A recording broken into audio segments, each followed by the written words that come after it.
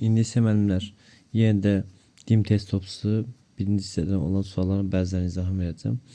Sualda verilib 4x çıxılsın 3 və 3y plus 2 ədədləri qarşılıqlı sadələrdir. Və bunlar üçün bu bərabərsizlik verilib ki, baxın 22 vurulsun bu ifadə bərabərdir 58 vurulsun digər ifadəyə bərabərdir. X, y qalsın istəyir.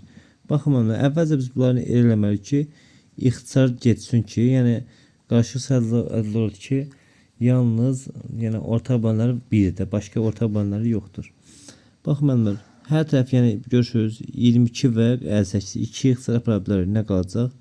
11 vurulsun 4x çıxılsın 3 bərabərdir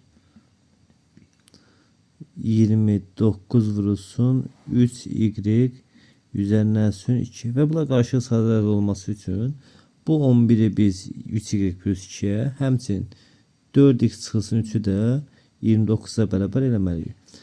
Baxın, əvvəlcə başlayaq 11'dən.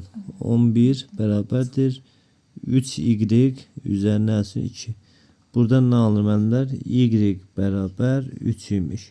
Sonra 29 bərabərdir 4x çıxılsın 3'e.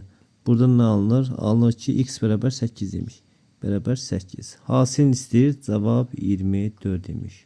Sağ olun.